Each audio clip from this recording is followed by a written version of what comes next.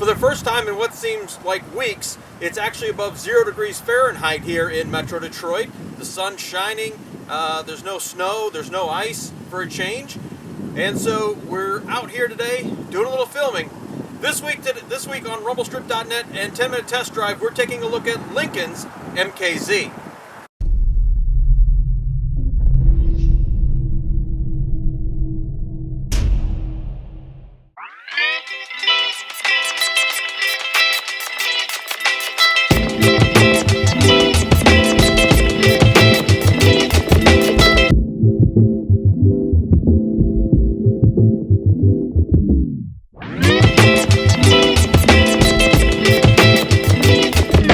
February here in Metro Detroit, and it seems like it's the first time in weeks that the temperature's been above 0 degrees Fahrenheit for a high.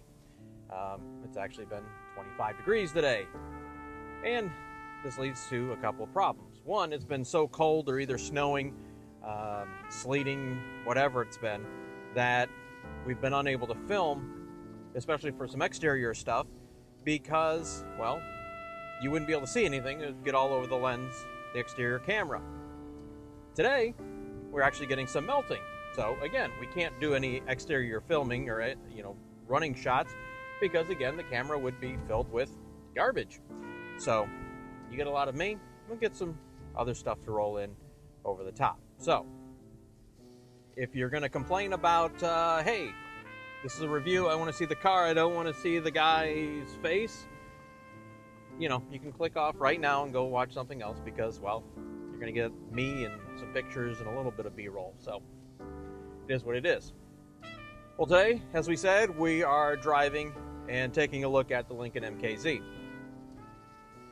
Lincoln is an interesting company. I mean, they have a great heritage and they've got some not so great heritage. And right now, inside the company, there's a battle for the soul of Lincoln going on. There's two main factions and sort of a third faction. And this is all, based off stuff that we hear from talking to people, not only inside the company, but some analysts who have better contacts than we do inside the company. And really it falls into three categories. One, the smallest faction is people just want Lincoln to go away so they can be done with it. There's another faction that wants Lincoln to be a luxury car, but it basically wants it to be just a copy of what Acura and Lexus are doing. Well, why would you want to copy what Acura is doing? Because they haven't been relevant in over a decade. And Lexus, well, which Lexus do you want? The Lexus that Akio Toyota has sort of put his stamp on here in the last couple years and made it more of a driving machine? More driver-focused or more interesting cars? Or do you want the Lexus of old, which was a fancy appliance? And then why you'd want to do that, I have no idea. Oh yeah, Lexus sells, but that's based off of it being part of Toyota and Toyota's reputation and carrying it forward. That's really what it's all about. And then the third faction is a group that wants to make Lincoln a great company, an American luxury car company. And what I mean by American luxury is not trying to imitate the Japanese or the Germans or anyone else really, just carve its own niche out of what it means to be an American luxury car. And that does not mean it has to be stuffed, overstuffed and pillowy ride and, that kind of thing. American luxury can be high style, great comfort. Okay, it may not be the sportiest of rides, but it should be at least competent. And it should feel like you get your money's worth. That's really what American luxury has always been about. And with the MKZ, you can see that you can see the battle going on here. There's parts of the MKZ that the styling is good. The exterior styling, for the most part, is good. The grille, I thought originally it looked like cat's whiskers. Other people have said it looks like the Lorax. They're not wrong. That aside, the rest of the car looks good, handsome, I would say. In the interior, has a lot of style to it as well, and it's fairly well executed. Could it be better? Yeah, but 98% of the cars being sold today could be executed a little bit better in their interiors.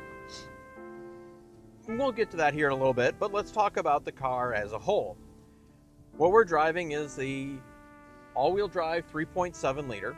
Pretty much every option that you can check, including the $3,000 sunroof that goes, that sort of slides outside and covers the back window, a la 911 Targa from, what was it, the 996 era, wasn't it? 997 era? Sorry, you people in the comments, you can tell me, you'll know better. It has My Lincoln Touch. It has all-wheel drive, which has actually been very nice to have here this past week. And as we said, the 3.7 V6, which is 300 horsepower, 277 foot-pounds of torque. Plenty of power. Haven't really, at once, while we've had to go, oh, I wish I had more power. No, it's been really good. Now, granted, it's winter. You're not looking for the most power. You're just looking for power to get you through stuff. And this also is equipped with all-season tires. Now, a lot of times, especially here in Michigan, in the press fleets, they will put winter tires on cars, which oftentimes is needed. This one, I'm actually surprised they didn't, but it's been interesting to drive it with just all-season tires, which is what most people really would drive it on. And I haven't really missed not having winter tires. It's handled really well. It's plowed through everything, including when we had some really bad snow and slush going on a couple days ago. It's pretty much plowed through everything. It's exactly what you'd want.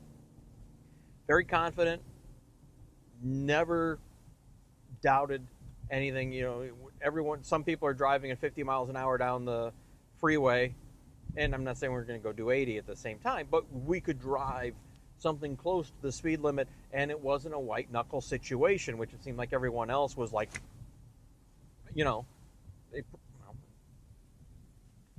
they were terrified to be driving, and moron in the Lexus in front of us can't decide where he wants to go.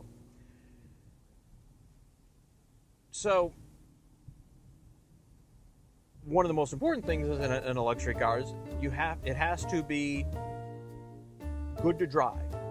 And in inclement weather, this has been excellent to drive. No complaints at all. My next door neighbor's got a Jeep Cherokee. It's an older one, like a 99 or a 2000, and he's like, oh, I've had it in four-wheel drive and it sucks, blah, blah, blah. This plowed through everything, never worried about it. So, if you're worried about how it performs in bad weather, it's been fine. How is it going to go in good weather? Probably even better.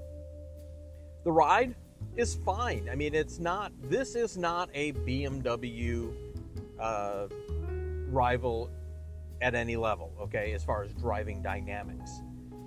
It's a very comfortable car to drive. It's an enjoyable car to drive.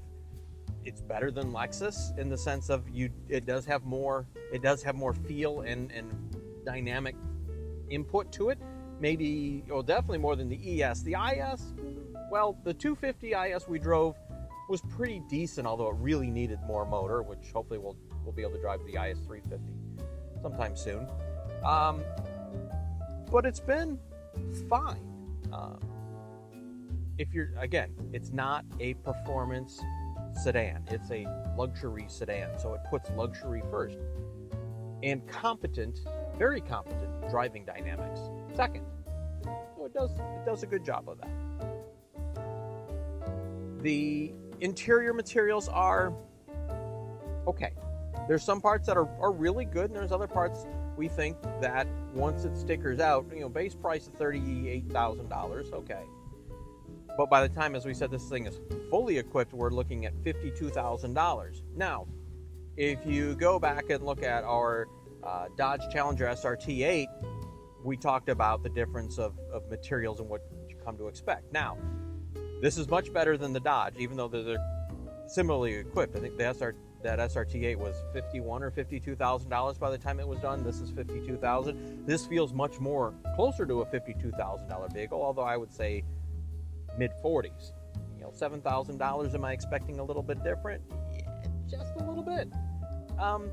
Some of the touch surfaces, they just, you're looking for something just a little more refined, a little more elegant, and it feels a little utilitarian.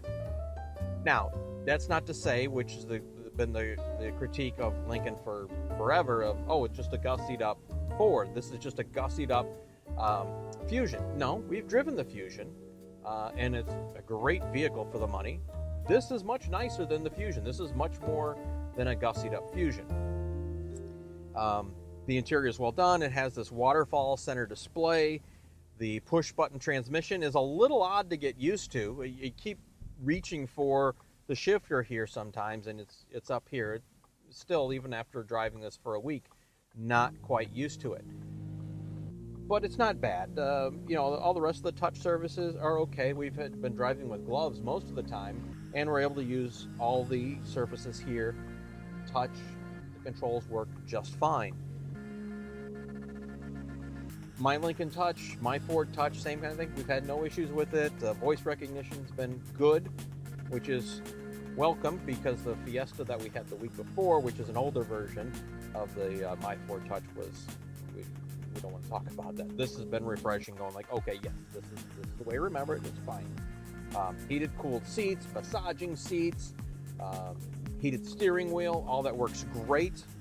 Heated steering wheel is fantastic to have in 0-degree weather, and the heated steering wheel is very quick to temperature, so I would say within 90 seconds of turning it on, you definitely can feel the heat coming through the steering wheel, and that's very nice. As we said, it's been one day while we've had it, the high was -6 Fahrenheit, so just to give you an idea of what we've been dealing with.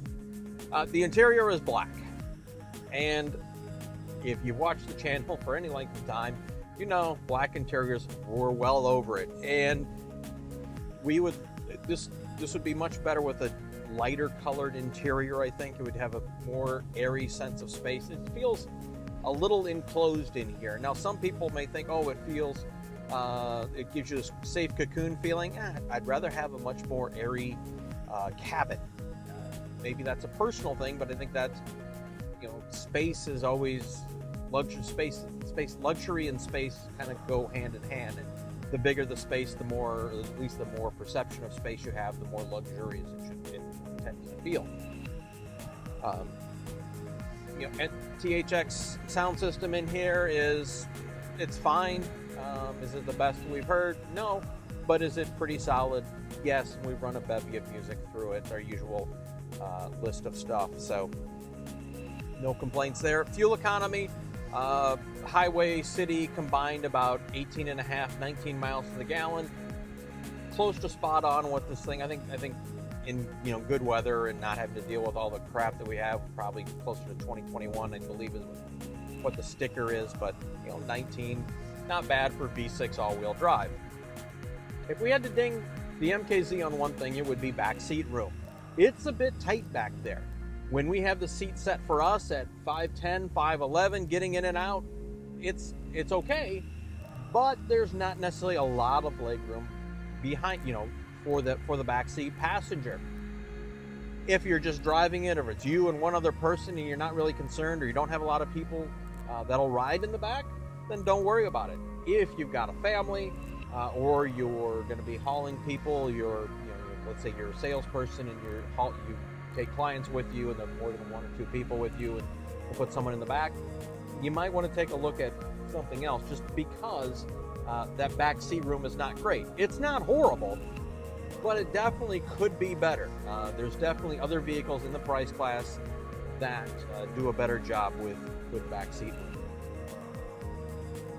So to wrap up with the Lincoln MKZ, it's a lot better vehicle than a lot of the print media would have you believe. Our impression was this was a forgettable car. At least that's what our take was from the print media. We think it's a pretty decent car. Is it the best option? Maybe, maybe not. It's certainly better than what we had thought it would be, and that says a lot. Now, granted, our expectations weren't great, but we figured it'd be a decent vehicle. It's more than decent. It's actually pretty good. And whether or not this is a vehicle for you will depend on what you want out of your car. If you want a very competent luxury vehicle, then the Lincoln MKZ is something you should take a peek at. If you want something that's going to be sporty and very dynamic to drive, then you're better served elsewhere. But overall, MKZ, it's a pretty solid vehicle.